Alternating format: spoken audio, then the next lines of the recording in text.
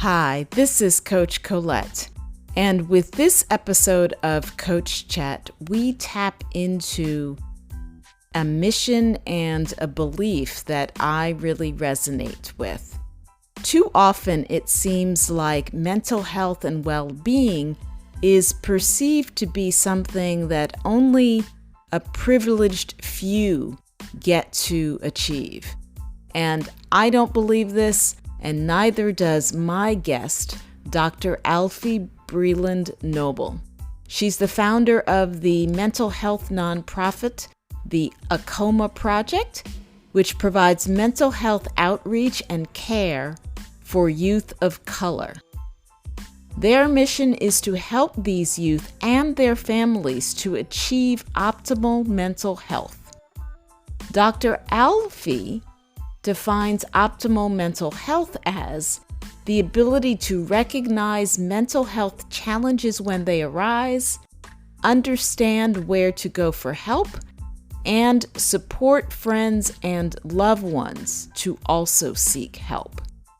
So in this podcast, we talk all about mental health issues that youth and young adults are facing, particularly in marginalized communities. You'll also hear that we have a lot of things in common in our personal lives, in addition to sharing this mission to support young and more senior BIPOC individuals to thrive and not just survive. So buckle up, get ready, and listen to this episode of Coach Chat.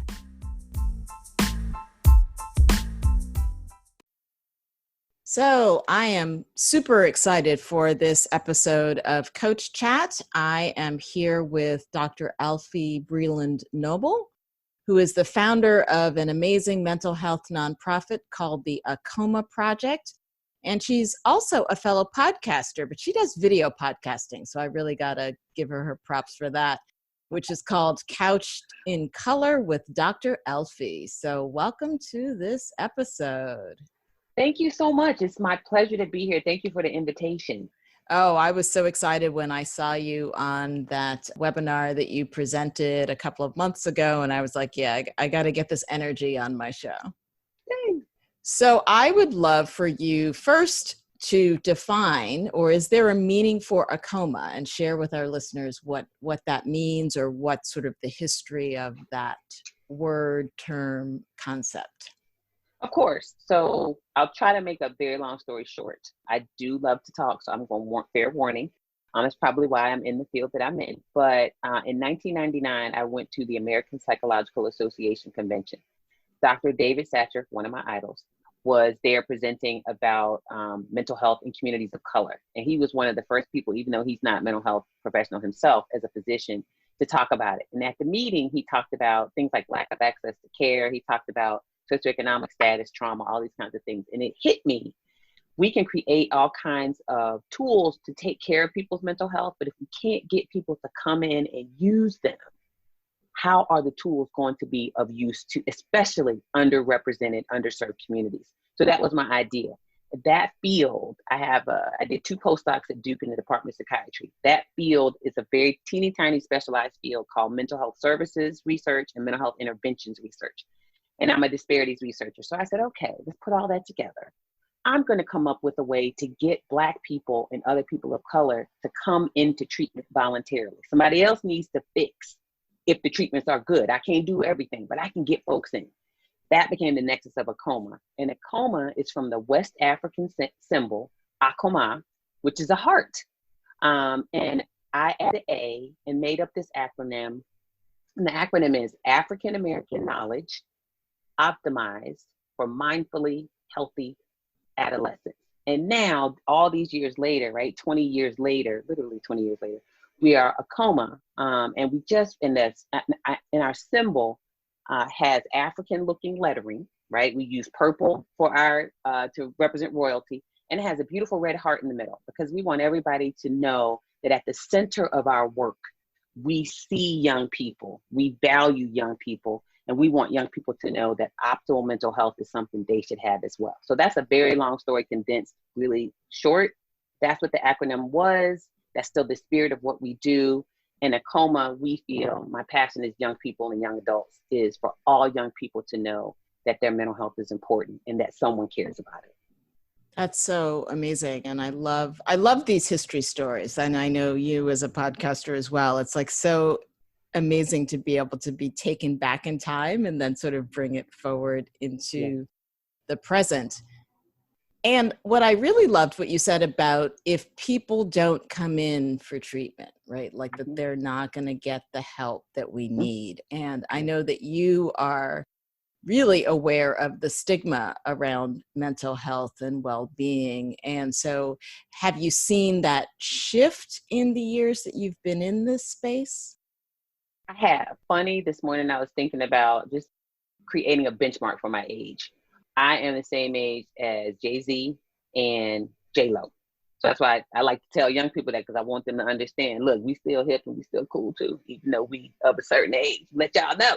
But, you know, being of that generation, I know as a Gen Xer, these were definitely not conversations that we had. Being an African-American woman, right, a Black woman, we definitely didn't have these conversations. So fast forward to now, well, going back to my benchmark of Jay-Z, he gets on national television with Van Jones 2 years ago and is talking about trauma. And of course, people need therapy.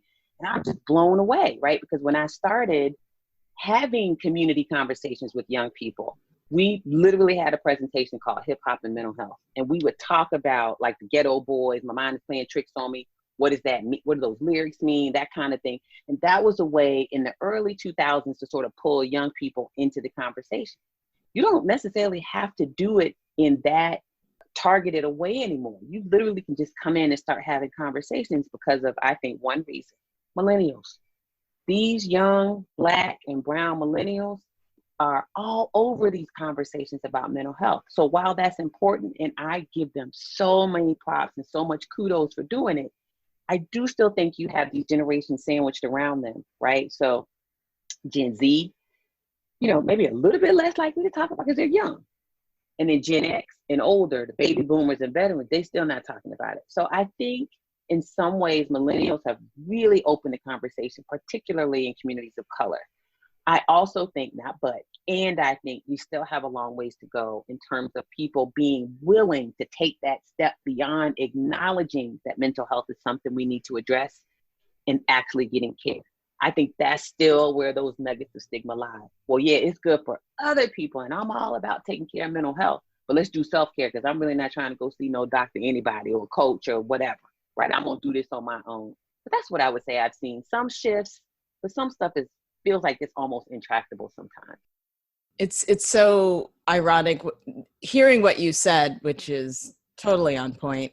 I'm recalling when I first got my stress management certification, and, you know, I'm in New York, you're in DC. So, you know, New Yorkers, we wear our busy everything badges on our sleeves, right? And I remember back in the day, this was, you know, back in 2011 when I got that first certification, and I would say, oh, I'm becoming a stress management coach. And people would be like, oh my God, that's so amazing that you're doing that. Like and almost like, for others, I'm good. Right, stay over there. But you know, I'm good. But you can. I'm sure there are lots of people that need your help. So it is interesting, that sense of how we can distance ourselves from what we are going through. And I definitely agree about the millennials and people in the media sharing their experiences. I mean, if Michelle Obama can say that she has potentially low-grade depression, I mean, that's huge. Are you seeing that with the people that you are working with, or that your organization is working with, that there is more willingness to seek help, more willingness to find out, okay, what is it that I could need? How could I get help for what I'm going through? I think it cuts both ways. Like you said, I have a couple of heroes who are Black women outside of my family, women of color in general. Two, everybody knows Maxine Waters. She is just the penultimate. She's just it for me. Auntie I just love her. I just adore her. I met her once in the airport and I was completely fangirled. I like bust her table. We were in the lounge and she had a little plate of food. I was like, can I please take that up for you? I was honored to take the woman's plate with the trash. So I was oh my God. Anyway, so I love her. And Michelle Obama, who's like, I adore her. And so what I find is that you have these watershed moments where somebody like Michelle Obama, who's kind of figured that she is, gets on. And I got so into it. I literally went and pulled the transcript and read it. I was like, did she really just say low-grade depression? And just to make sure. And we did a little thing about it on my Instagram page where I talked about how important it was. With Michelle Obama being Gen X, right? Like I am, like we are, it was huge because I think it helped our generation understand this is stuff that we deal with too.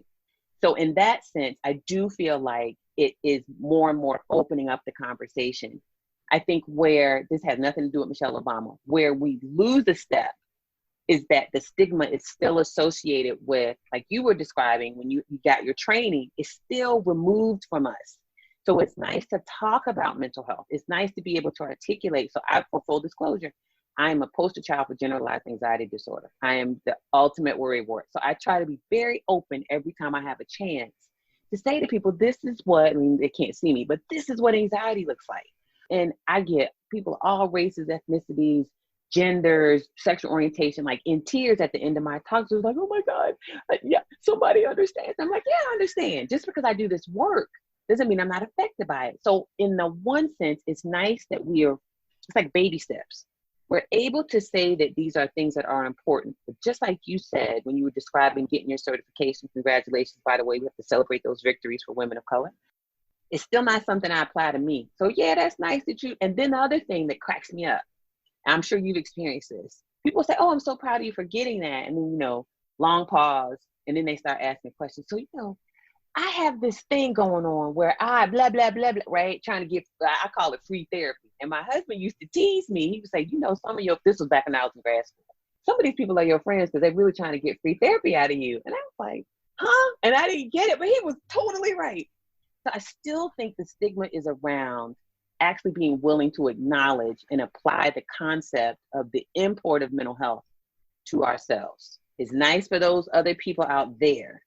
But I really want to see people start talking about what do I need to do with professional help. And that's another piece. I'll do self-care, right? I'll read some books. I'll get on Instagram. This is all of us of all generations. And I'll follow Alex L., who's awesome, by the way, right? Or I can't remember, Nawab. I can't remember her first name, Nawab, who does stuff about boundaries. I'll follow that. But I'm not coming to Coach Colette. I'm not going to Dr. Alfiee because I don't need that much help. So that's where the stigma is. We know it's important, but this idea of applying it to ourselves and going to seek help, I think that's where we fall down. Right. And the data does support that Black women are twice as likely to have depression and, less than half as likely to actually seek the help. I think of it as like tire kickers, people that are kind of like, oh, I'll check out and see what this is about. So I guess, yeah. So what I'm hearing you say is there are two things. One, some of us, or that feel comfortable being honest about our own journeys, right? Like for me, I would say what's been interesting is having been sheltering in place alone for all of these months, it's bringing me way up close and personal with myself in ways that I could not have even imagined. And I do share some of those journeys on my Unplugged segment. And that was the reason for creating that segment on the podcast, to be able to document that. So then how is it that we get to the next step where people are willing to say, okay, I see that it's not a bad thing. I see that it's not abnormal. I see that I'm not, quote, crazy because I have these issues. Then how do we get to saying, okay, I'm willing to dip my toe in the water and check this out? Absolutely. Oh, it's such a wonderful question. And I really appreciate it because that is the crux of my research. It's an area that we call treatment engagement. How do we engage people in treatment? And that comes out of because I know there are going to be some people listening who will say, well, that's not really what treatment engagement is. It comes out of the substance abuse and substance abuse prevention literature, where they describe in two phases. One is treatment initiation. What does it take to get the person in the door? And then engagement is what does it take to keep them there? in behavioral health, mental health, I should say, we really take treatment engagement to mean all of that together. So we don't have the level of specificity that our substance abuse peers do. So treatment engagement in mental health is really about figuring out the tools, figuring out the messaging, right? That's what we do with the COMA. So we have a book that I've shared with you, Community Engagement for Mental Health and Racially Diverse Populations. And it's all about the strategies for how you get people in. And some of the themes of that, I think, are universal for many different communities of color. And they involve things like regular ongoing conversations. So what does that look like? That looks like in faith communities, for example, which is some of my work is in faith communities. In Black communities, whatever the ethnicity is under the label Black, including Black Latinos. And in Latinx communities, church and faith are huge, right? But those of us who are in the mental health profession are not often taught to be open about that part, right? It's like it's a dichotomy. You either are a pastoral counselor or you're a psychologist, not both. But that's not true. And that's not how people function in the world. So part of it, one strategy is collaborating in the spaces where people already are to open up the conversation, to let people get a taste. So that looks like partnering with people with lived experience, going into faith communities and letting the people with lived experience talk about what it was like to identify their illness, whatever that is, depression, anxiety, suicidality, and then what was their process for getting connected with care, and then how was the care for them. Because if you're somebody who looks like you, thinks like you, breathes like you, talks like you, and they say they went to see Coach Colette or Dr. So-and-so, then you are that much more likely. Now, we have data that demonstrates this. So that's one. I think another is continuing to normalize. That's one way of normalizing. But another is continuing to normalize the conversation so that it's an integral part of your day-to-day life. It's not you just go as an intervention once you figure out something's wrong. Right. I have a girlfriend who's had we were professors together years ago. And this is what I do. And I thought it was the oddest thing in the world that she had a regular psychologist, even when nothing was wrong. Right. I'm like, who people do that? And she taught me that. And so shouts out to her. And so it's also that idea that you dip your toe in the water when there's nothing wrong or before there's something wrong, so that you understand, with all clarity and with all your wits about you, not in the throes of stress and, that kind of thing, and just depressed or super anxious. You understand what it's like. That way, when it's like kicking the tires, like you said, that way, when it's crisis time, you already have an idea of what it's going to be like. So those are two examples. There are many, many more. Most of them are in my book. Those are two examples, I would say. What I love about that is the visibility of, like you were saying, someone who looks like me, mm-hmm. and hearing about their experiences. And I really especially love the aspect of not just when something is wrong, right? That sense of, I do EFT tapping, and awesome. And one of the things, you hear is when I do a workshop or when I work with clients, it's, oh yeah, how many people know EFT? 50% of the room will raise their hands. And then I say, okay, and then when was the last time you did EFT? And everybody's like, right. And again, and that's not to shame people, but just that sense of, right, like, and again, and maybe EFT isn't the exact right example for what you're talking about, because there is the aspect of digging into, past traumas and hurts and wounds.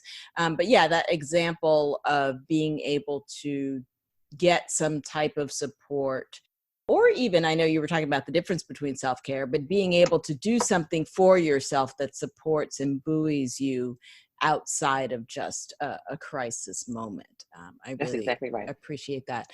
And I guess in some ways, technology supports that. There are apps out there that are doing that. I think of Shine Text, of the sisters that created that app, and the ability to be able to get, again, that's a little more sort of receiving information, but still that sense of being able to get guidance so that you are almost level setting where you are. That's right. And I'm so glad you mentioned the technology, because the younger people are, the more likely that's the first place they're going to go. So you mentioned the Shine app. I was just on an NC2A call yesterday, and somebody brought up Shine. There are also apps like the Not Okay app, these two African-American teenagers from Atlanta. I love those babies, Charlie and Hannah. They know I love them. I have to share them with their mama, but they mine. And then I think about the MindRight app. These are all apps created by people of color to really try to address exactly what you're talking about. What are those needs that we have that are unique that you want to be able to account for? I will also say I've been talking about mindfulness apps for years, but the thing that was missing, and we'll be honest, up until recently, I think Shine tries to address this. You didn't see the beautiful diversity reflected within the apps. This year I've seen it, right? So we've had this shift and you can hear the voices, right? So I love hearing voices with accents because that lets me know this is for everybody. Everybody has an opportunity to benefit from mindfulness, but that's new. So there's one other I want to mention that's very therapeutic. I'm not endorsing him or, saying anything other than I just know of it and I think it's fantastic. And this is an African brother named Eric Coley, who everybody knows now because of the Ayana Therapy app, where it's basically talk space for brown people and queer people, where they literally try to match you based on some of those qualities, which I think is important because you've got to see somebody who reflects some aspect of your experience to get over another one of those barriers. And one of those barriers for those of us who are people of color, including queer folks, including people with different ability statuses, is when I sit down in front of that person who doesn't look like me, right? If I'm Black and I sit in front of that white person, am I gonna have to explain what it means to be a dark-skinned chocolate girl growing up in the air? I don't feel like explaining that. That's why I'm here, because I still got issues. You know what I'm saying? For example, with that, I'm not trying to explain this to you. You need to get it. And so to get around that barrier, these are assumptions that we make. Sometimes those assumptions are accurate, right? But you're trying to work around that as a barrier. So things that allow people to know coming in the door, I'm going to be valued and respected just like I am. Those are the things that help get people into care faster and help them stay in longer. Right. So the culturally competent care is so important. And I'm sure you're aware of inclusive therapists and Melanin in mental health, right? All of these sites that are also trying to connect people from that regard. And I think that on the flip side, there's also the representation aspect, right? Are you seeing changes in trends in terms of people of color or people with different abilities moving into these fields? No, that's the sad part. No, because I'm so happy you and I both, I'm sure, can relate to this for this moment, because I'm old enough to remember when you could not mention racism out loud, right? Just to say that people are like, and you couldn't even say it, or white supremacy. Like watching people say that on TV, every time I hear it, my head just, I'm like, wait a minute, people, you can say that now? Like, you really couldn't even say. It didn't get bleeped, right? Like, yeah. Right, exactly. Right. So I'm just like, he just said white supremacy and he's white and talking about we got to break down these white supremacist structures. I'm like, oh my God, where were you when I was 10? So, seeing those changes, I think it really helps me to understand that it's possible. But we got to continue to have those conversations because you've got to be able to talk about some of those structures that keep people of different racial, ethnic ability, queer folks out of these professions. It's not just that because people want to say, oh, well, we just don't know where to find them, right? I was faculty for 20 years. I sat on plenty of admissions committees and had like little verbal knockdown, drag out fights. People were like, oh, well, they're not quite ready. Like I remember the time somebody said somebody's grant application was primitive and I lost it because the person was from the person who had written the grant was from an HBCU. Child, I went nuts on that person. And so, but that's what you're dealing with. And that's the mentality that exists in a lot of these training programs. Again, speaking as someone who was faculty in the Department of Psychiatry at Duke, faculty in the Department of Psychiatry at Georgetown. And so I know what I'm talking about because in academic medicine, did a presentation yesterday. About 2% of all women faculty in schools of medicine, MD or PhD or both, are Black. It's less than 2%. It's like 1.4, right? And so if you're coming into academic medicine, just for example, it's like this in all of our professions, social work, nursing, nurse practitioner, all of that. It's all the same. And there's nobody in there who looks like you. Well, I'm a researcher. Let's say you want to study disparities in kids of color. Who are you going to work with? Nobody's doing it, right? So if nobody's doing it, then how do you, right? If you can't see it, then how do you pursue it? So I think people are making little strides and efforts to try to diversify the field. But if we don't change the structures and systems, right, the way the field is set up, you can't sort of retroactively fix this stuff. You got to tear that system down in some ways, and you have to build it back up so that it's inclusive. And that's what I'm all about. So after I left academia, my goal with the nonprofit is to bring people in and give them those transformative, like restorative experiences to me, because that's not stuff that I had. So I want them to come in. Yeah, if you can work on Native American depression in teenagers, of course. Why wouldn't we work on that? So it's that kind of thing, but it hasn't changed very much. And right now, about 4% of all psychologists, this is the data that I know, are Black, and 2% of psychiatrists. I don't know other, fields, but that's it. And that's bad. It's probably not that different for other fields across racial, ethnic groups. So it's just bad. We have to do better. And it's interesting bringing it back full circle to young people and the youth that you're working with. There have been all of these calls to defund police and change how policing happens, which, totally on point. And I've also been seeing, though, right, then seems to be the embedded assumption that then if it's social workers or psychologists, whoever else they're bringing to deal with the youth, that they don't have the same biases that perhaps some of the officers do. So what are your thoughts on that? Exactly. I think we assume that because often, I'm going to go a little bit more macro, we assume because people come into these professions and they want to help, that they know how to help. You can't make that assumption, right? Just because you want to help doesn't mean you know how to help. So, I think there's a lot to be said for, there's training that needs to happen all the way around, right? There's training that needs to happen for our police officers when they're let's go back to mental health crises specifically, right? I think about these conversations where people are in mental health crisis and folks are like, well, just call the police. And you're like, wait a minute, that person is Latino. And I don't know if we want to call the police to help that. Let's figure out what can we do as a workaround. Well, then you hear, to your point, well, maybe if we had social work teams, okay, let me add a caveat. Trained, culturally competent, with some lived experience social work teams. That's really what you need. Don't just say because they're social work, they get it. No, that's like any profession. I'm not going to pick on social workers, but I love social workers. But for my profession too, just because you got a PhD or a master's in psychology does not mean you know how to treat or work with all people, even those of us who are of color, right? Maybe we have some spots around where we can't see so well, lack of awareness around LGBTQ queer issues. A lot of it is, I always want these adjectives and descriptors in the front of these titles. I want a culturally competent provider. You know what I mean? I want a provider who's an ally, a real active ally, not a performative ally around queer LGBTQ issues. I want an ally, or I want a provider who understands disability issues, right? And then people will say, well, you can't know everything there is to know.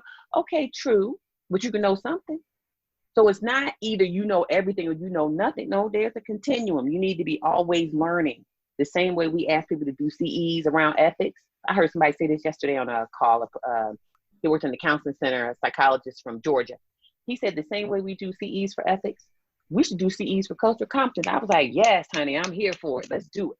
So just to your point, yes, we need culturally competent, not just well-intentioned, but well-informed. And people talk about racial matching. One of the things I always say when I speak is racial matching is important, but I'm telling you what's more important, empathy matching. I want you to have some empathy for my plight and my experiences, right? So if you can match empathy, we can do okay even across race, even across difference. But if you can't even get there, then you can't help me. Absolutely. I think that's so true, right? Because again, as a Black woman, I would still need to have empathy mapping from people of different races, right. different sexual identities, different abilities, right? So that sense of being able to understand and not judge. And also, just because I haven't lived it doesn't mean that it's not valid for you. That's right. That's it. That's the very key piece.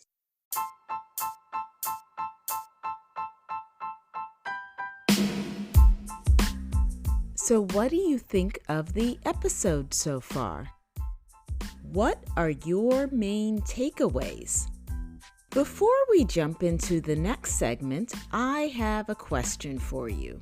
How are you dealing with the uncertainty that this pandemic is creating? The thing is, we all have different responses to trauma. Do you tend to fight or get angry? flight or run away, or freeze, get stuck.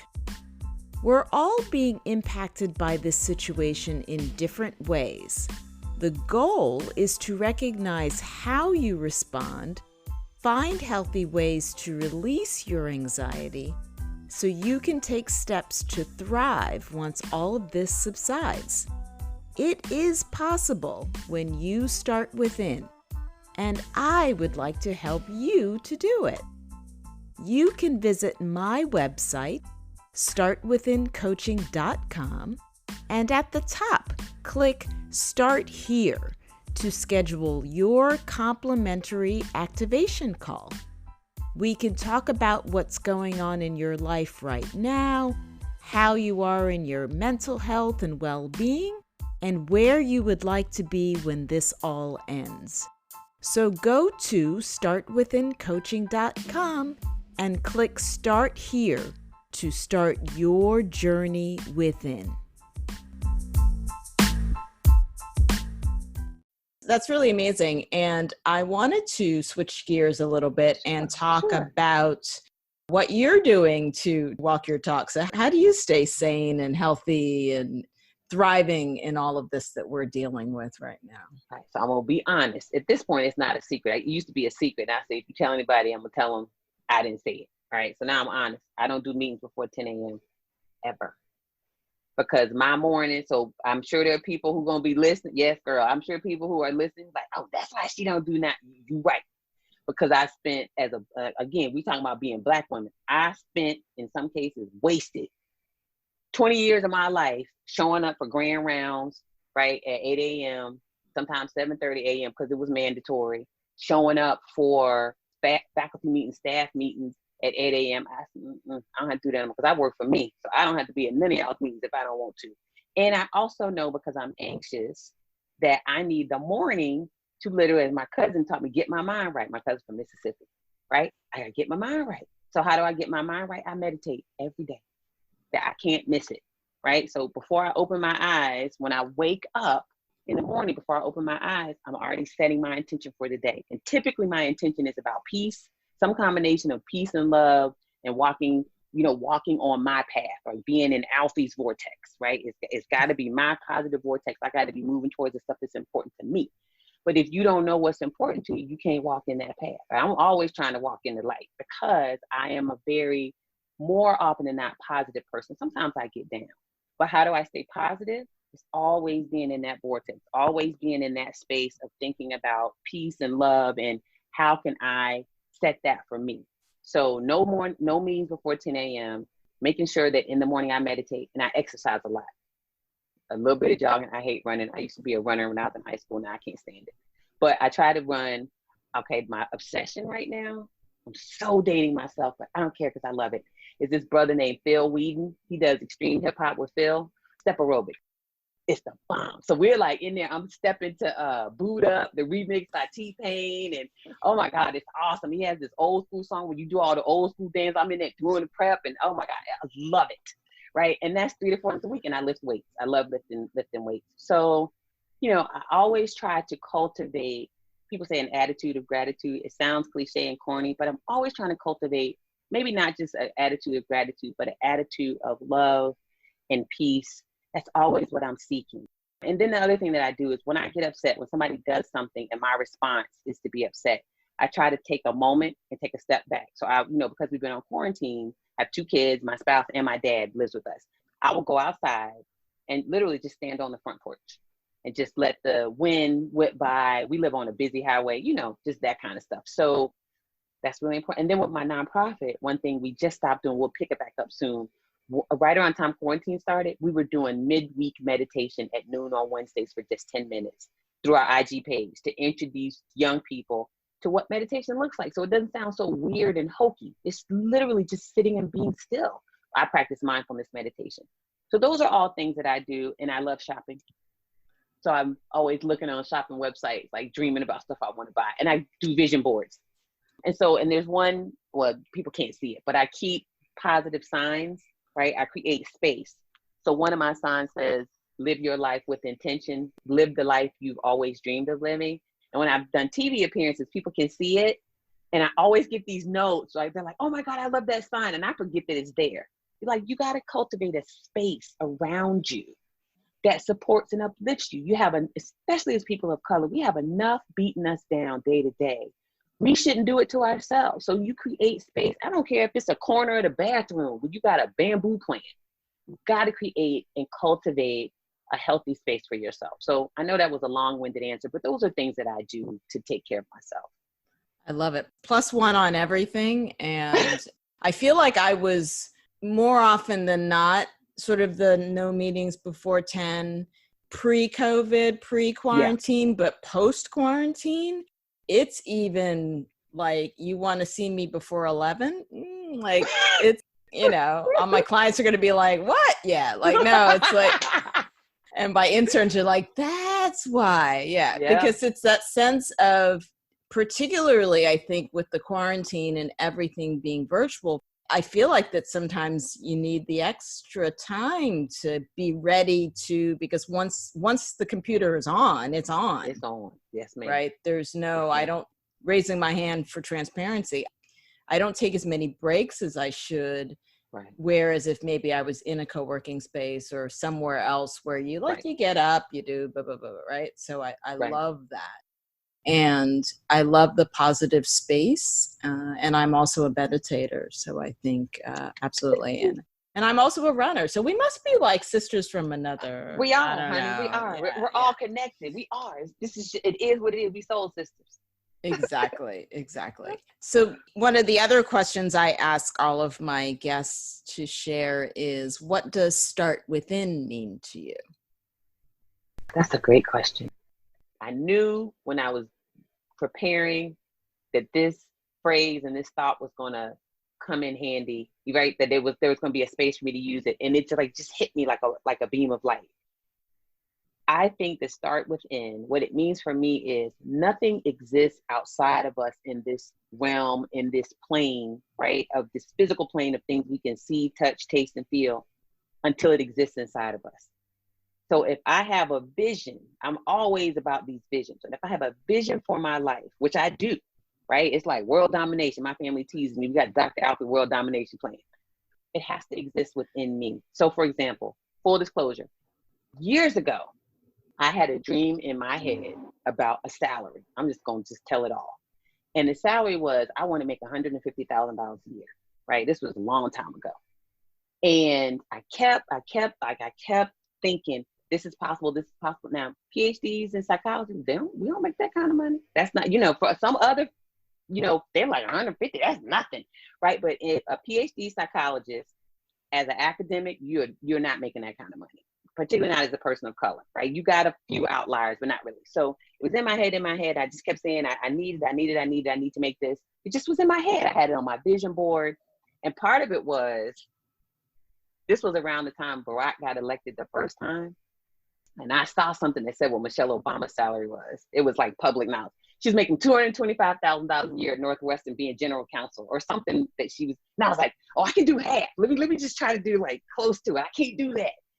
And then I remember the day that I looked back, I do our taxes for my family. And I saw that I had hit that and I just burst into tears. It was a little bit more. I think it was like 156, 310 or something like that for that year. And this was probably 7 or 8 years ago.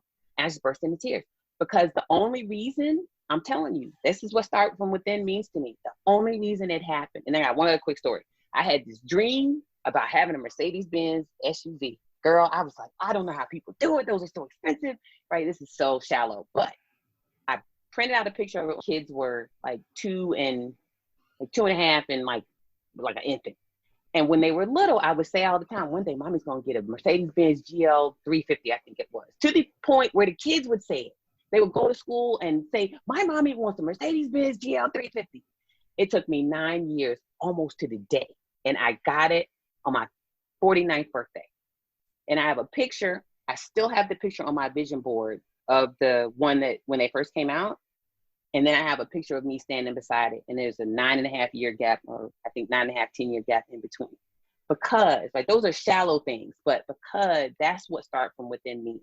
If you can see it inside of yourself, I think You have to start there in order to see it exist out in the world. Beyonce and Jay-Z didn't get to $1 billion just like twiddling their thumbs. There was a vision they had inside them. So just for an example, right? Especially where he came from. And he said, oh, I can do this. So that's what start from within means to me. That's amazing. And I think the realness of the story, I truly appreciate, and thank you for sharing. And I think 9.5, 10 years, right? So what do you think helps to sustain you or others along that journey? Because I think in some ways we think, okay, I'm gonna create something, I'm gonna get bought out by this company, and we're gonna make $1 million tomorrow. So how is it that we sustain ourselves over time before things manifest?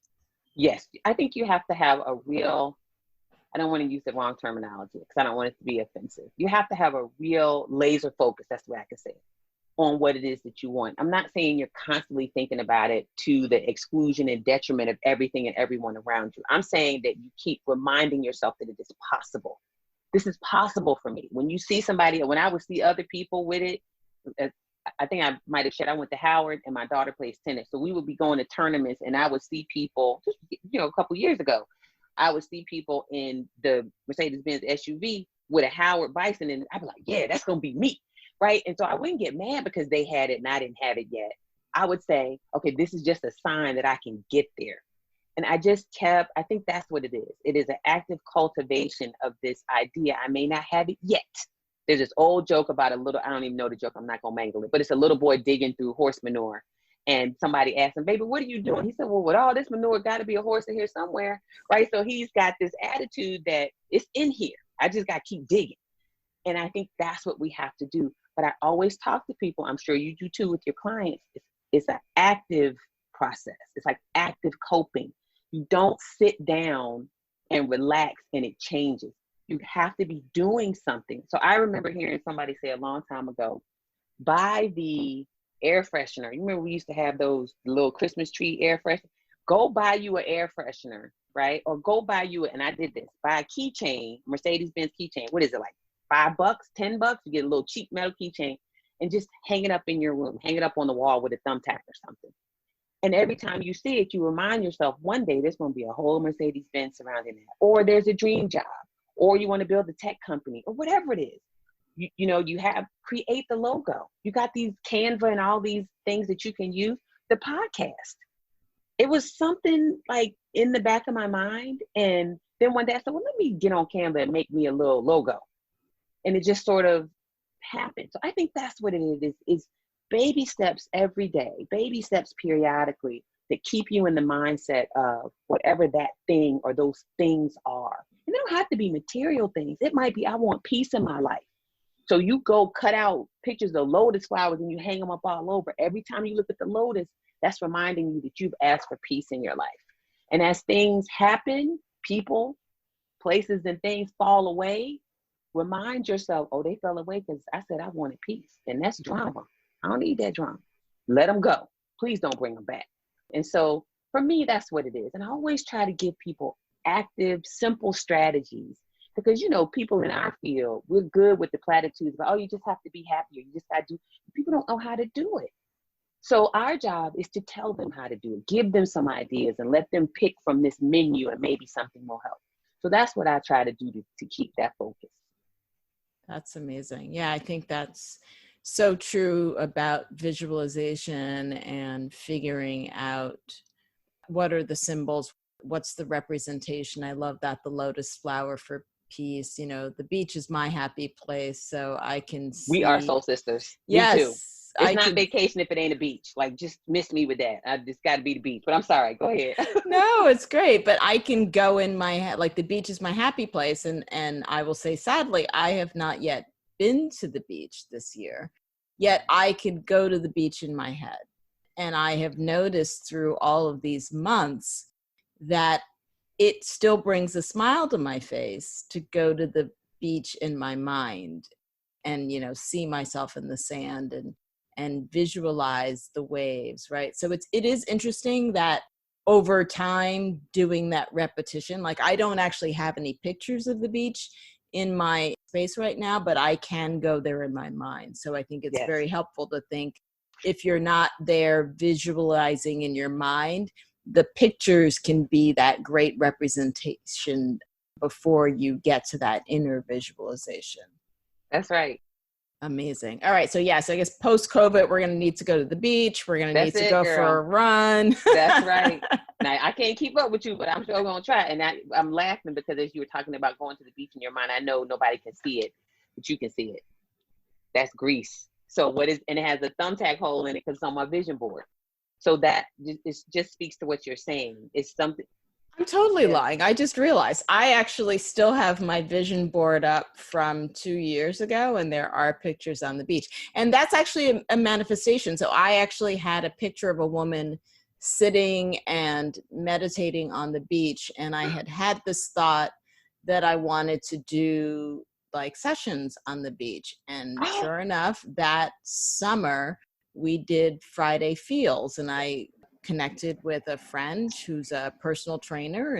We did a couple of Friday Feels at the beach last June. So it is that sense of being able to have it on the board, have it materialize, and have it manifest. But vision board created in January, it wasn't until June that we were actually on the beach doing the sessions. And oh my God. But you did it.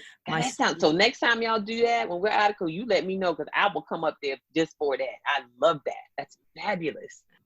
So in this time of COVID and quarantine, how can our listeners learn more about the work that you're doing, hear or see your podcast? Yes. So we just finished season 1 of the podcast, and they can find the podcast at Couched in Color on YouTube. So if they just put in Couched in Color, we'll come up. And I think the first episode that shows up, we have like a highlight episode, so I won't try to entice people. It's Charlemagne. So yeah, we get people to come watch Charlemagne, and then stay and watch some of the other ones. But we try to be very representative. We have very diverse racial, ethnic folks who've done the podcast because it's all about diversity and mental health with a focus on young people and young adults. So the podcast. And then I'm on all the social. Well, I'm not on Snapchat yet. We just got on TikTok. Girl, don't even get me started. I know. But it's because my social media team, because they're young and they're hip and they just push me in all the right. I just love them. So, which they were also on my vision board, like writing out a description of what I want. I'm not even kidding. And when I sent it to her, she burst into tears. She's like, "This is me." And I was like, "Yes, it is." And so on socials, I'm on Instagram at Dr. Alfiee, just DR and then my first name, ALFIEE. And that's the same on Twitter. I'm on LinkedIn, if anybody wants to go there. And then I have a website. How could I forget the website? www.dralfiee.com. And then basically all the same things for my nonprofit, Acoma Project. So it's acomaproject.org. We're on Instagram at Acoma Project. We're on Twitter at Acoma Project. We're also on LinkedIn at Acoma Project. So lots of tools that people, right? It's not just come look at us. We have tools and information on my website that people can use to help themselves. And we just started a 5-day mental health challenge. So you can download a PDF. It's beautifully put together. And it's just 5 days of little things that you can do. This is on the Dr. Alfiee page to take care of your mental health. Just to get your foot, like you said, kick the tires around what it means to take care of and center your mental health. So I really appreciate the question. This has been wonderful for me. You are, like I said, my soul sister. You are amazing. I'm so glad we got this opportunity to talk and meet. I am too. That's so amazing. And I look forward to future conversations about all of the wonderful work that you are doing through your podcast and your challenges and your nonprofit. So thank you for sharing your insights with us here on the show. Mon plaisir, my pleasure. Thank you so much.